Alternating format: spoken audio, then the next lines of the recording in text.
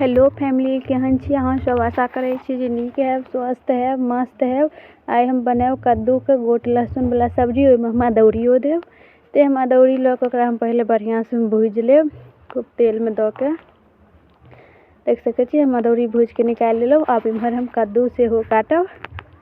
कद्दू काटे के लेल हम इम्हर कद्दू के बढ़िया से हम छिलका उतारि लेलहुँ, बढ़िया से हम छील लेलहुँ।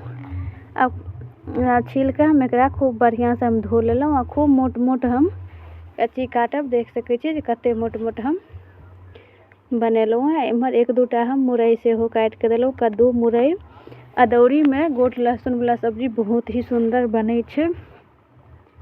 एते कद्दू के सीजन में पहिल दिन इस साल में हम कद्दू वाला बनेलहुँ। इम्हर हम मसाला में हम गोट लहसुन प्याज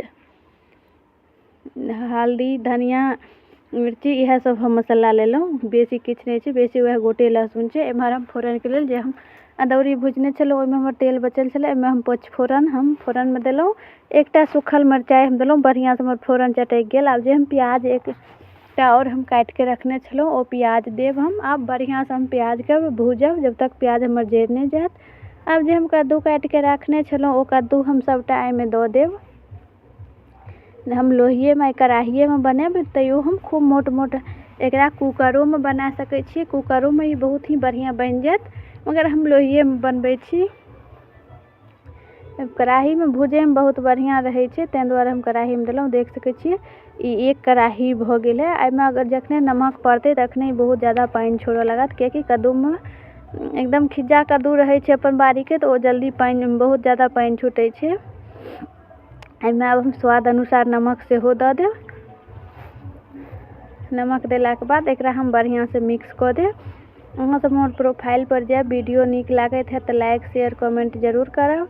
और जे आदमी हमर चैनल सब्सक्राइब नहीं केने छी ओ चैनल के सब्सक्राइब करब। और वीडियो नीक लागत है तो शेयरो कऽ देब। हमर सिंपल सी रेसिपी फिर आबि गेल। देख सकै छियै नमक देला के बाद कद्दू में कते रास पानि छूटि गेल है। जे हम पहले गोट लहसुन वाला मसाला पीसने छलहुँ सब अलग अलग हम देब।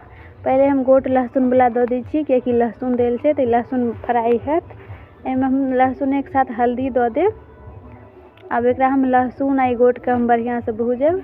इनमें तो पानि बहुत ज़्यादा रहे छै तो यह में भूजत। एहिमे रस नहीं, अलग से पानि नहीं देब।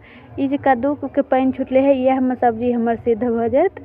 आ एकदम सूखा टाइप के हम सूखल सब्जी राखब। रोटी साथ खाए में बहुत ही मस्त लगे छै।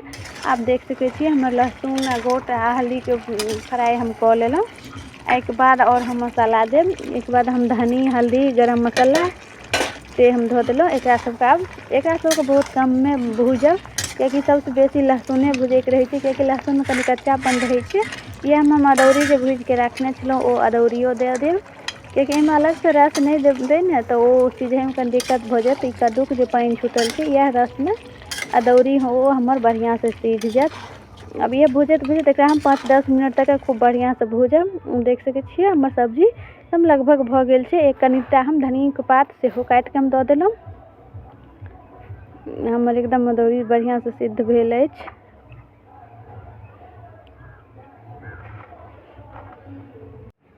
अब हमर एकदम बन के तैयार भऽ गेल अछि। अब हम एकरा अहिना हम निकालि लेब, अलग से एकरा हम रस नहीं देलहुँ हैं।